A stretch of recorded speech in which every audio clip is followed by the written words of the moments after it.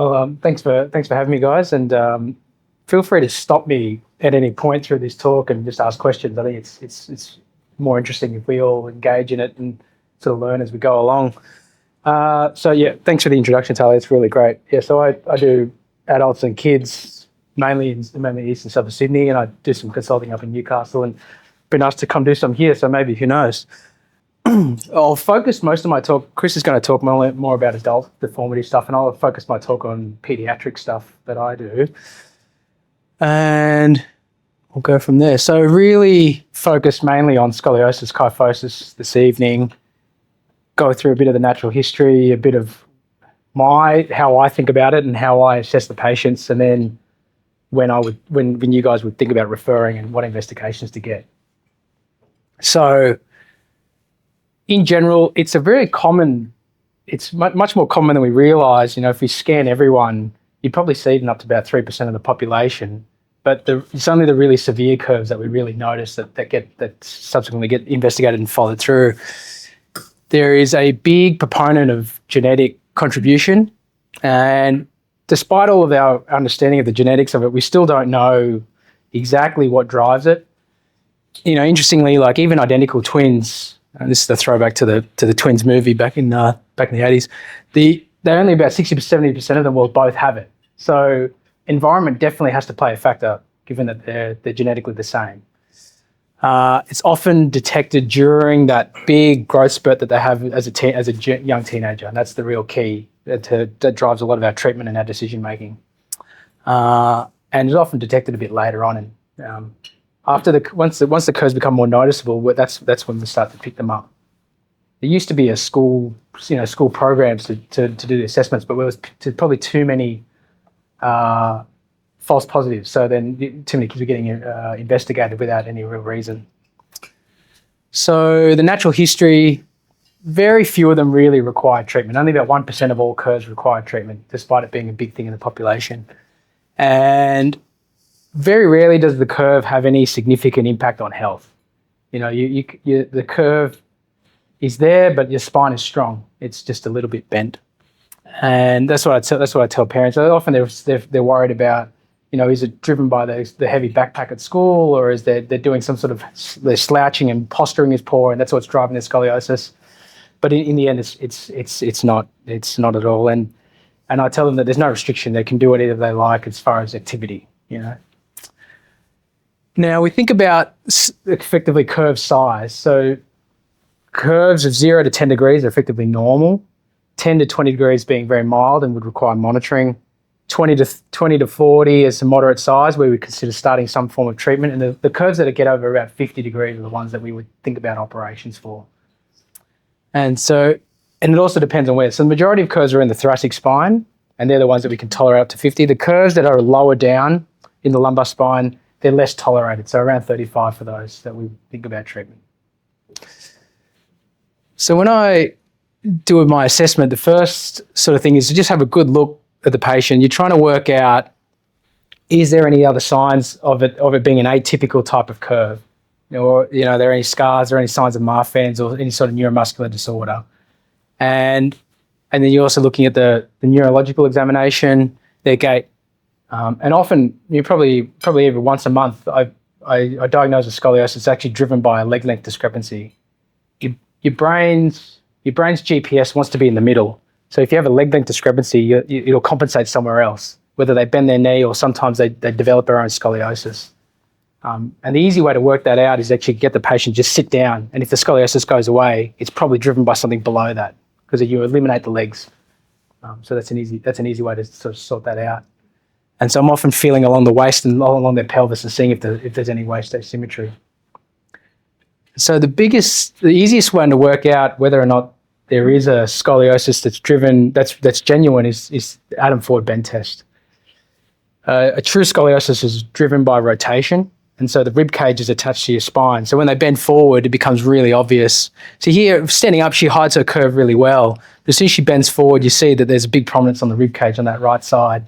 And so once you sort of see a curve of about 20 degrees, it'll be about a centimetre difference.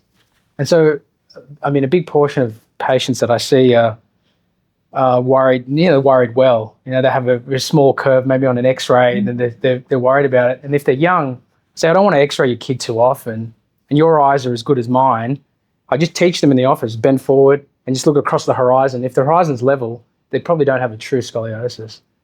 If you start to see a slight asymmetry, then that's the time to probably get a good X-ray. And if they're really worried about it, nowadays the technology is pretty good. I'm not sure if there's an EOS machine out here, but it's an X-ray technology that allows us to do an X-ray of the whole spine with very low radiation. So that's in our favour as well for monitoring. So here this demonstrates those changes. And so here, this example, we're looking at a true scoliosis versus postural scoliosis. Both of these kids look like from back they have scoliosis. They got this big trunk shift across the side. But when they bend forward, the kid on the right, his horizon's pretty level. So he doesn't have a true scoliosis. It's postural. It's driven by something else. And the boy on the left, you can see very clearly he has got a good going scoliosis. So this one we'll consider atypical. Now I'm thinking about what's driving this big trunk shift. And so in him, it turns out he had a big disc. And that's really common in kids. Rather than necessarily having bad radicular pain or pain down their leg or back pain, they offload really hard off to one side, and it seems to protect their nerve. And then they end up turning up with a scoliosis versus having a leg pain from the disc. And so then you take this out and suddenly it resolves, which is quite amazing. I always wary of the atypical curve. So curve pattern is a big factor. Most of the curves are right thoracic, left lumbar, so the apex on the right side of the thoracic spine. Much more common in girls than guys. So I tend to treat most boys who have scoliosis as an atypical curve. And what does that mean? I effectively organise for them to have a whole spine MRI, looking for potential other causes. Early onset is a small subset. So anyone that has a curve when they're young is atypical. And then is that driven by something strange like a tumor or an infection or something else? And then if there's rapid progression or neurological symptoms. So like I said earlier, most adolescent idiopathic scoliosis is effectively benign. They don't notice it. They don't have leg pain. They shouldn't have too much back pain. Sometimes they do. And one line I use all the time in the office is that kids with scoliosis have back pain at the same rate as kids who have straight spines. So it's generally a painless problem. So these things really just prompt me to investigate whether in more detail other than an X-ray. So this is a good example. This is a 16-year-old kid I saw who is already atypical. He's got back pain. He's got pain worse at night. And then the curve pattern so he's not dextrocardic. I flip the images when I look at them because I'm always looking as if I'm looking from the back. So he's got a left thoracic curve here and a right lumbar curve, which is the pattern is atypical. Typically, it's the other way around. And the pain at night in particular, which improves with NSAIDs, is common with one specific type of tumour, a benign tumour called an osteoid. So that's what we were looking for here in this kid. So here on the CT scan of you can see that little nidus there. I wonder if I've got a pointer. You can see this little nidus there. It's a little benign tumour sitting in his spine. And similar to that other boy, he's doing this to protect himself. He just gets pain when he stands straight because it loads on that tumour, and so he leans away from it to try and protect it, which represents itself as a scoliosis. And so I think he went and saw someone else, and they started thinking about putting him in a brace and all these things. And we investigated and found this. So we cut it out, and then 3 months later, straight. He's going back to straight. And so I'm always wary of these kind of weird presentations to make sure we don't miss something like this, because otherwise you could spend a year or two in a brace suddenly and then go nowhere and wondering why he's not getting any better. What's causing the pain? The nidus is it's highly inflammatory. Yeah, so they're highly inflammatory. So as soon as you excise them, they feel better for it. Yeah. In other long bones, you can treat these with like radio frequency, or they can ablate them, but it's too close to neural elements, so we excise these ones. So investigations, the key is a good quality X-rays and preferably an EOS scan. It's got about an eighth of radiation compared to a standing 3-foot film like these. I'm always looking for congenital abnormalities, and they present themselves much earlier. The kids are really young when they present those kind of abnormalities. I measure the cob angle, which is effectively measuring from the most tilted vertebrae at the top and the bottom of the curves and where those apex meet. And then I'm always looking for signs of growth. So these curves get worse with growth. And so if the rissa is just it's a small growth plate that sits on the top of your pelvis here that comes along, and I'll see if I've got another example here, trying to estimate growth. Now, luckily for us, girls have got a really good marker for growth. If they're premenarchal, we know they've got lots of growth to go. And once they have their first period, typically grow for about 18 months, 2 years after. And so if they've got a moderate size or a big curve and they're still premenarchal, I know that I'm going to have to do something about it treatment-wise. So these are some atypical things that I've occasionally pick up. This kid's got a big neurofibroma tumour that's pushing along here that's driving their scoliosis. These are things that I send to Chris later. And then, this kid's got a Chiari malformation. They've herniated some of their tonsils down, which is causing this big syrinx. But they turned out they had a big scoliosis, which was associated with this, driven by this. And often when you fix these problems, the scoliosis improves. Not always completely, but certainly enough that we may avoid big surgery. So as I mentioned before, treatment, really rare to need to treat these, and we see a lot of them. So then I see a big concentration of them. I do probably at least 2 a week as far as surgery is concerned. And in short, the ones that I operate on are ones that look bad or are going to look bad. So if they're a big curve that's going to affect their balance and affect their life long term, they're the ones that I operate on. The ones that are still well hidden, like some of that girl earlier we saw whose curve was not that obvious when she stood up, her curve's still 50 degrees. Once they get to a certain threshold, and 50 we know well, gravity takes you down. Gravity keeps wanting to drag that curve down. If you reach skeletal maturity and your curve is only moderate size, so sub 40, sub 45, rarely do they change through adulthood. Maybe if you get post-menopausal and you get a bit of osteoporosis, that can drag it down a little bit, but it's less common. So they're the ones that we sort of try to treat. So adolescent idiopathic scoliosis, it rarely affects your physical health, and as we sort of alluded to earlier, no one who's had scoliosis has ever won a marathon, so it probably does affect your lungs to some degree, but you can still run a marathon. And the clinically obvious curves, can definitely affect mental health, and especially teenage girls, if they feel like they really notice their curves, that really affects them, and that's often one of the drivers for having the surgery. So we'll get a bit more into the bracing here. So this is for curve. So it's a very specific indication. There's curves that are moderate size, 20 to 40 degrees, and in a kid that's still growing. You have to have at least 12 months of growth left to really make it effective. The hardest part about bracing is that you need to wear it. The braces are on for about at least 16 to 20 hours a day. You come out for sport, but then you're in it for the rest of the time, including sleeping. And surprisingly, very well tolerated if it's a good amenable curve. So the curves that are good for are in the middle of the thoracic spine. And if the curves are too high, you can imagine it's just like a cast. You have to get control of the curve, which you have to get above and below the curve. So if the curves are high, you have to sort of you've got to brace right up to your neck. And I can tell you now, no teenager is ever going to wear that, ever. These ones are well tolerated because they can hide them under their clothes, and it's not noticed. The goal of the brace is to prevent the requirement for surgery, and so 80% of the time that's effective. So there's a small subset that doesn't work in, and most of the time that subset is because they're probably not wearing it enough. There are a few places in town where they're chiropractic people who are selling braces for everyone, including adults, which I spend a lot of my time taking them off, and they charge you like $5,000 and sell it as a package, and so just be wary of that. That's really common, and it's a really big business. They prey on these parents who are really stressed about these curves, and they tell them, in the end, even a small curve, they say we'll get ahead of it before it gets worse. But the vast majority of them were never going to get bad to begin with, and so then they're suddenly trapped into this cycle of getting braces made every year or two.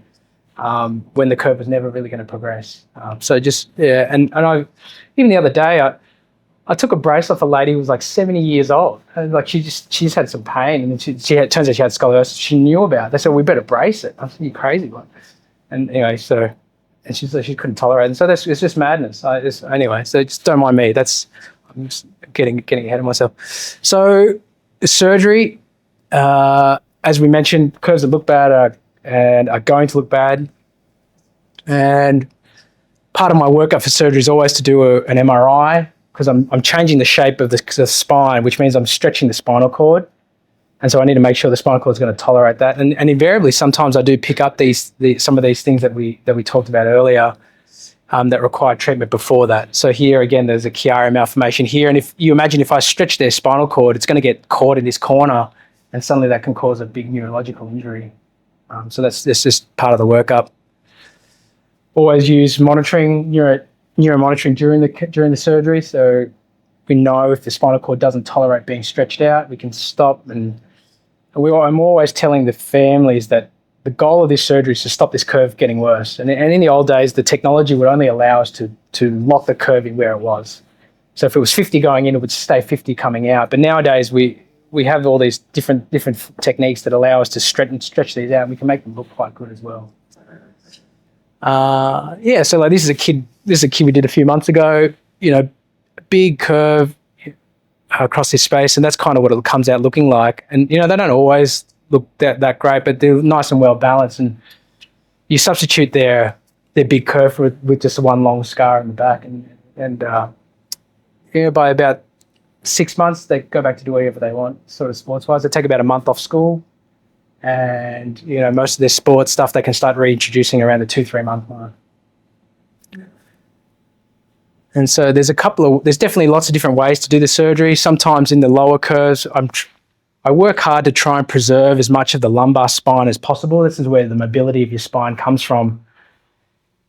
Like we bend forward to put our shoes on. If I can protect as many of these segments as I can, that'll preserve a lot of that flexibility. And so in this case, I did an anterior surgery, so retroperitoneal and behind through the abdomen, and that works out really well.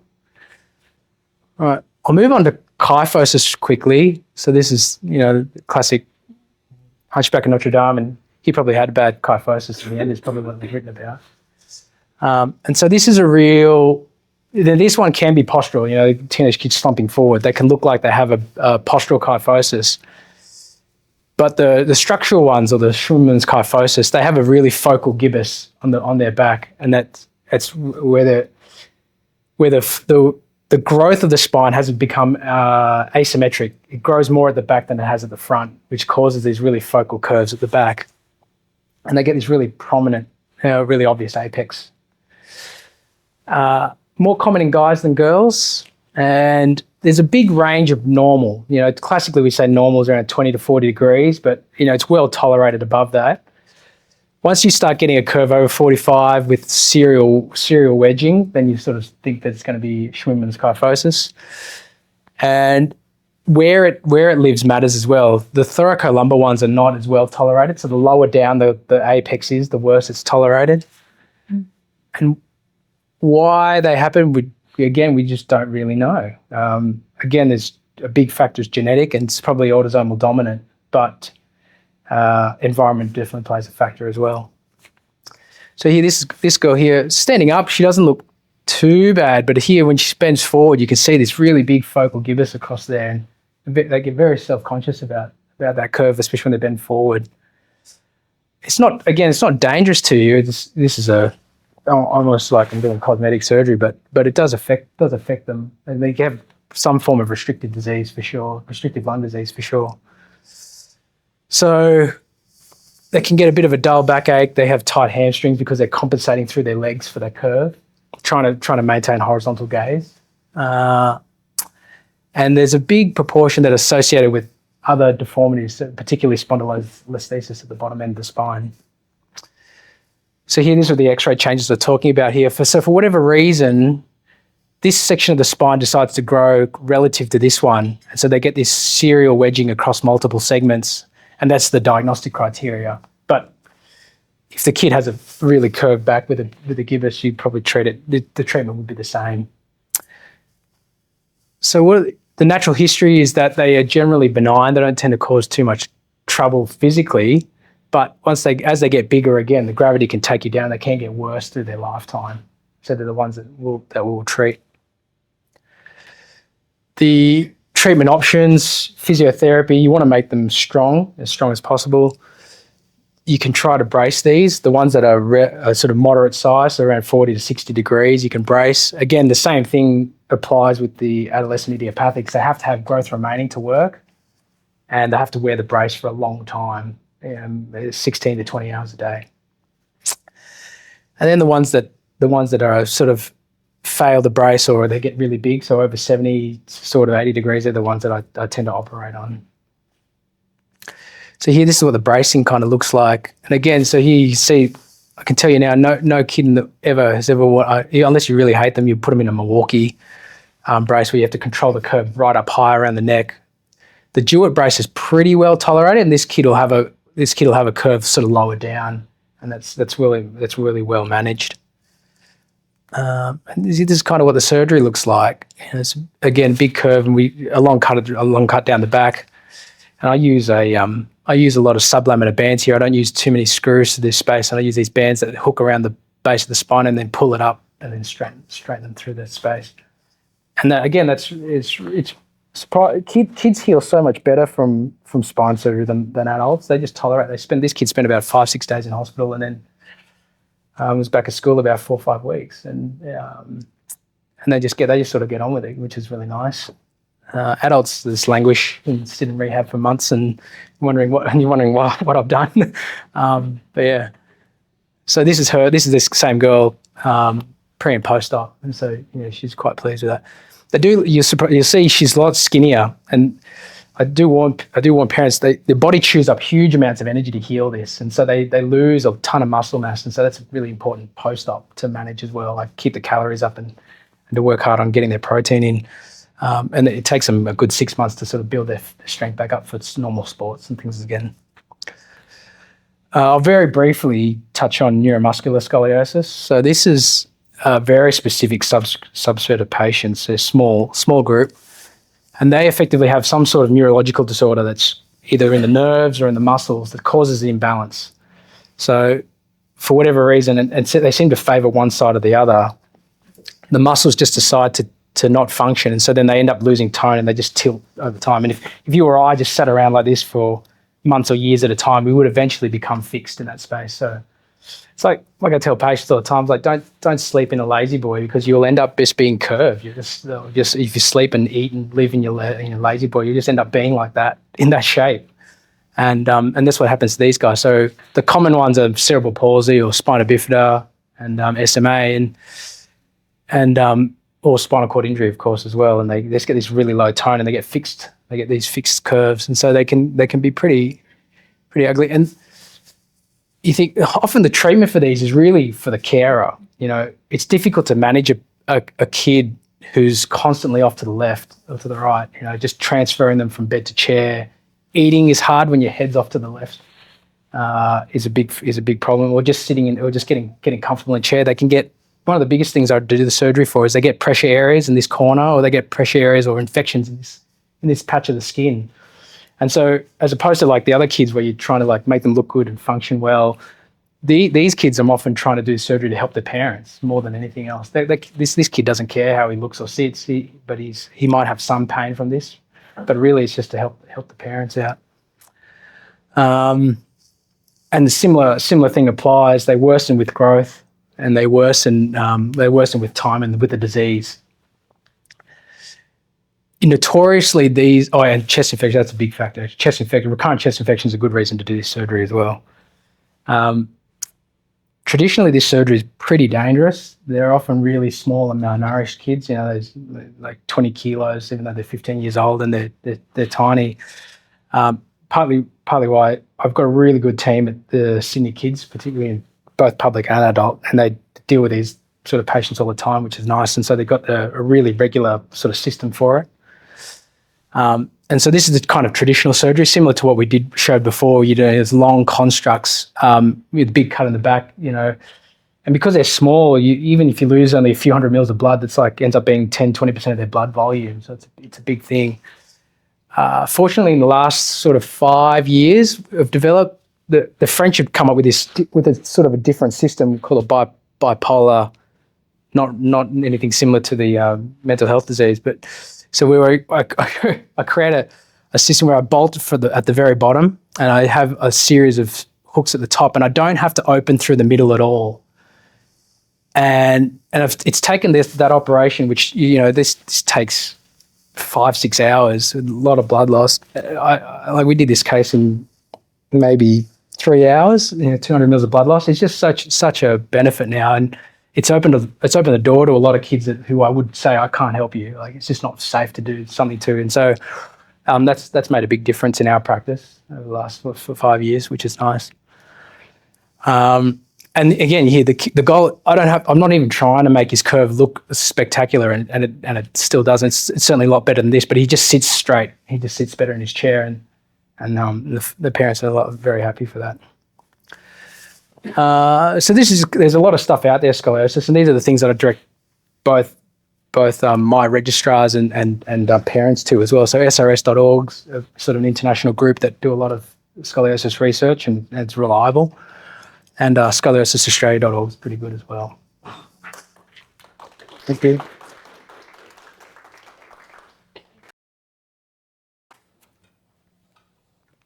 But I'm going to talk a little bit about endoscopic spine surgery. So as you can see on the title, a little bit of a deviation to Dr. Lin's excellent talk about the AIS and the kyphosis. So endoscopic surgery doesn't work for AIS and kyphosis, so it's not an alternative. But I thought, so in Australia, endoscopic spine really has taken off in the last, I want to say probably 6-7 years now. So in the Northern Hemisphere, it's been there for decades, but really in the last 10-15 years, it's really exploded. Because there are a few, it's not just a new gimmick, there are actually benefits.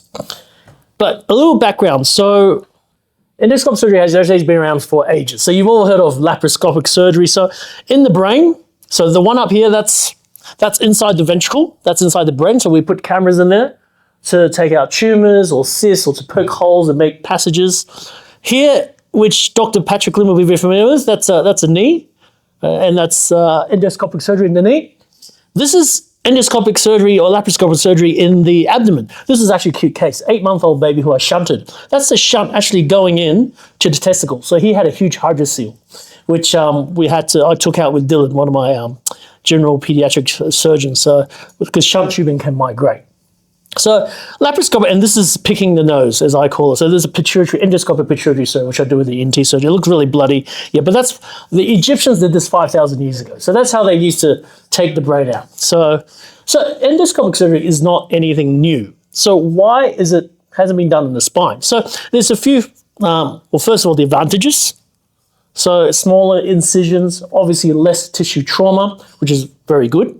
Less blood loss and less infection rate. In fact, the infection rate, literally, I have seen only one at Wales Republic, about 3,000 cases now, so of the endoscopic surgery. So it is actually a game changer because it's done underwater and it's done quite clean. But in terms of why hasn't it been applied to the spine earlier, so all those other areas you see here, whether it's in the brain, whether it's in the knee or a cavity, whether it's in the abdomen, so there's a natural cavity where you can blow it up with gas or you can fill it with fluid. It's already filled with fluid.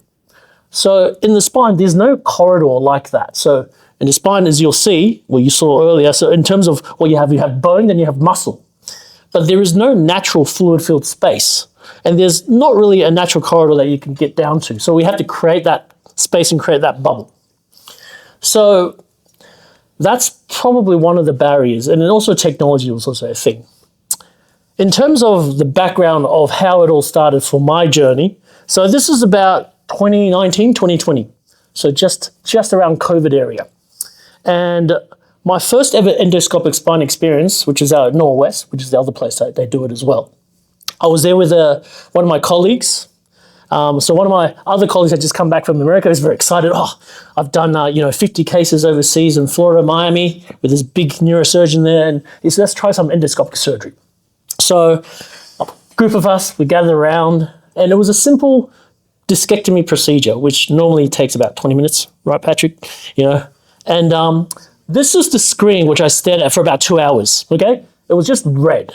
So it was a simple procedure. 4 hours into it, they still hadn't gone past the bone, and they were still stuck on the muscle. They had to convert to open, so abandoned the procedure, and there was a very angry anaesthetist, understandably. So they stuffed around, and literally that was what we saw. So it's come a long way, and I thought, would anyone want to do this, okay?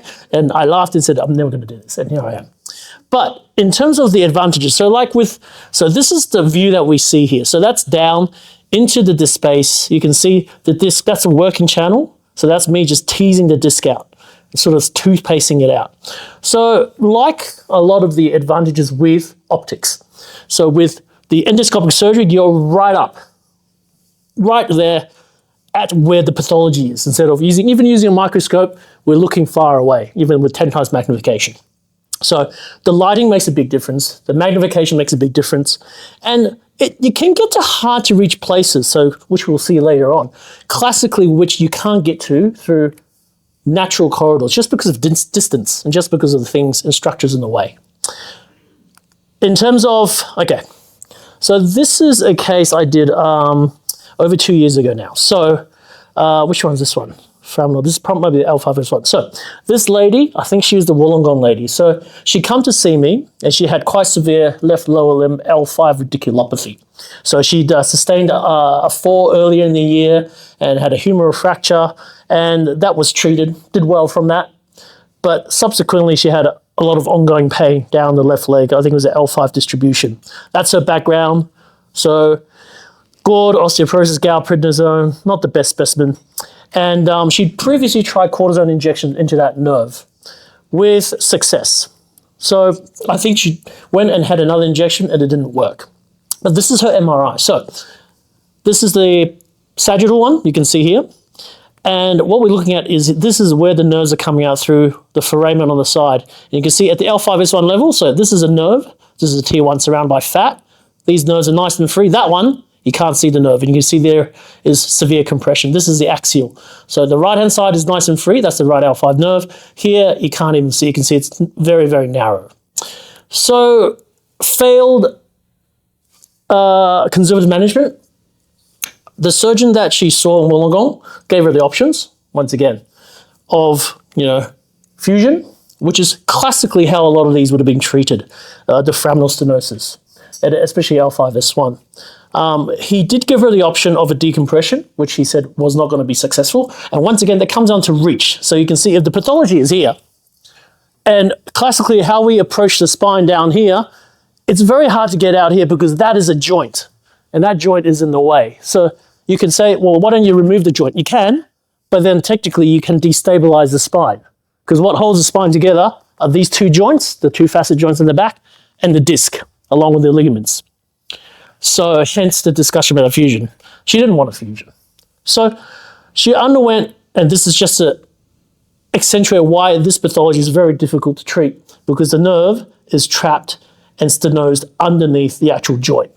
So in order to get to that, you have to, from the back, you have to get rid of that joint.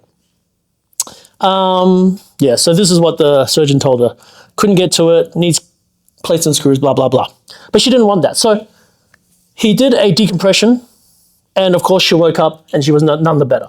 But to his credit, he did warn her that it probably wasn't going to be successful. So she came and saw me, and this is why, because that's the view he would have got without taking off that joint. So, and in terms of what I said is, well, if you don't want a fusion, maybe we can stick a camera down there through this angle, through the side. Okay, so it's called a transforaminal approach. So you can do that classically open at other levels, but L5S1 is quite particular because there's this thing that gets in the way, the pelvis. So it classically can get in the way. You can drill off a lot of that joint. You can drill off, they say you can take up to a third, maybe even half of a joint if you're very adventurous. but I elected to put a camera down. And this was her operation. So that's the disc coming out. You can see really nicely. And that's the pulsation of, you can't see the nerve, so the nerve is running here, but that's into the foramen, into the canal. So, and this is the view. I don't know if you guys can see this. So you can see why with this view you can get to that disc. And she's good. So still, and she's been great for a year. She actually came back after a year and a half because she had recurrent pain, but that's a different story. But she got a year's worth, you know? Oh, here we go. 15 months later, recurrent pain, same distribution. So MRI, repeat MRI, looks worse. So I think I stuck a camera down the same way again, and she wasn't better. She still didn't want a fusion, so what I did end up doing, I put a camera down from the right-hand side down to the left. So what we call a contralateral approach. And the video, I don't have it low. So this is her, head is there, feet is there, and that's looking, so this is the L5 nerve coming out here. And that's me drilling off or undercutting as much of that facet as possible. And she's doing all right. And that's the x-ray showing me going from right across to left. So look, it does give you a different option to treat hard to reach places. Okay, that's case one. Case two, so this is one of those, so central thoracic discs are one of those things we get asked in our exam always. So, well, I don't know about orthopedics, but certainly neurosurgical fellowship exam. If you see a thoracic disc, if you see a thoracic disc with compression of the spinal cord, the answer is never just do a decompression because you can make the patient worse. But this is a lady who had progressive lower limb weakness for a few months, and she had signs of myelopathy. So she's otherwise quite well, and she had a bit of flexion weakness, decreased knee reflexes. But this is her MRI. So you can see here on the sagittal, she's got a couple of bulging discs here, pushing on the spinal cord. It doesn't look that bad because you can say, oh, she's still got fluid, so the widest fluid. So she's still got CSF behind the spinal cord. But you have a look at the axials, you can see that's a big nugget just digging into the spinal cord. Not so bad here, but particularly this one. So the approach to this classically would have been really to come down from the side, take off a joint, because you can't move the spinal cord to the side. You have to get to that disc. And just taking off the back part of the spine is not going to help. In fact, you'll make them worse. So the classic teaching was you end up with something like this. All right? So you have to basically, in order to get that disc, you have to remove the joint, maybe a bit of the rib, come down, get around the spinal cord. You can't push the spinal cord to the side like you can with the lumbar nerves. And then what you end up having to do is put in hardware because you've moved the rib and the joints, classically. I mean, in most cases. For her, I decided to come in with the camera from the side. And then this is the view you get. So that's her head. I can't remember which level that was, but that's head or feet. And 12 o'clock, that's where the joint is, you can see here. And that's the disc down there. And you can see the disc bulge here. And the spinal cord, I've just retracted up there. So, and you can see on that video here, I'm biting in and just undercutting and getting rid of that disc without having to maneuver the spinal cord. And she's done quite well. So didn't have to have a fusion. So another case where the endoscope gave you a different route. So this is just another one showing. So this patient had a long segment fusion, you can probably see from all the screws, and she had something called adjacent segment disease. So that is a pre-op scan here. And once again, I stuck an endoscope down there to get that disc out. So you can see to free up the spinal cord. But yeah, so thoracic discs are another pathology where, once again, they don't have to go down the fusion route. Facet arthropathy, so this is something that I only started treating probably in the last 8 years. A lot of the pain specialists, they tend to treat this. So the facet joint, which are those joints in the back, just like the knee and the ankle, they can wear out, you know, and they can get pain from that. Cortisone injections, you know, physio, hydrotherapy are usually the mainstay of route of treatment. But if they don't respond to those, then classically, a lot of surgeons would either suggest shaving off the joint or fusing the joint because it's a movement problem. in that facet joint, which causes the pain. So this is a lady, 76-year-old, worsening lumbar back pain. She's taking some pain medications, and the symptoms are worse when she's walking and in the mornings, but also present when she's lying down. So with facet arthropathy, classically, they're there all the time. It's worse when they're leaning back with extension, and when you palpate their spine in the paramedian region, they often yelp help in pain. She's already seen a pain specialist who did a radiofrequency ablation. So that's where we put a electrode or a needle down under II to the joint, and basically you just burn blindly under X-ray for about 3 minutes. There are different ways to do it, but it's a procedure basically to wipe out the nerve to the actual joint. So she'd had that done, but with very slight improvement. I love a bone spec CT. So because you can show the patients, so bone spec CT where they give you the dye, technetium-99, you can show the patient. So that's why you're in pain. They go, oh yeah, it's hot, it's yellow, that's why I'm in pain.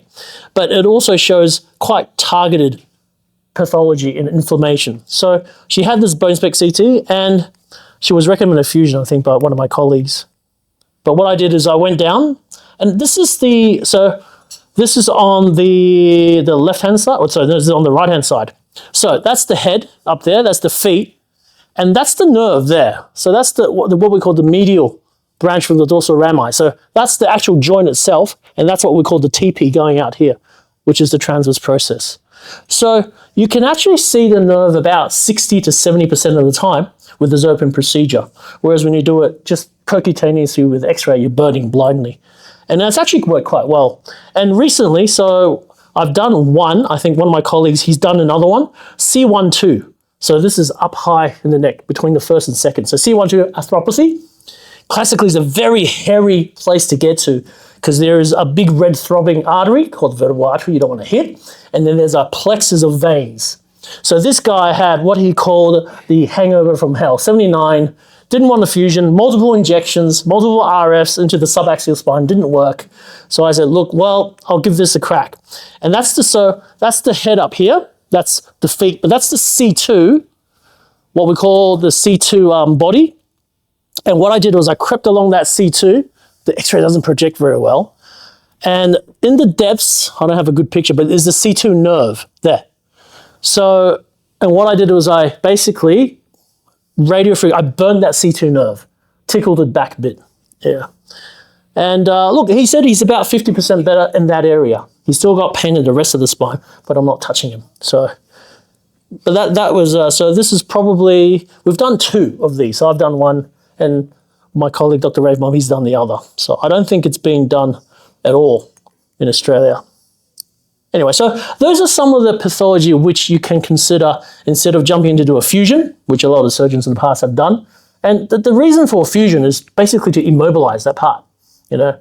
I mean, my perfect example is if you have a gammy knee, it's bone on bone, you know, these guys will give you a new knee. I can't give you a new spine.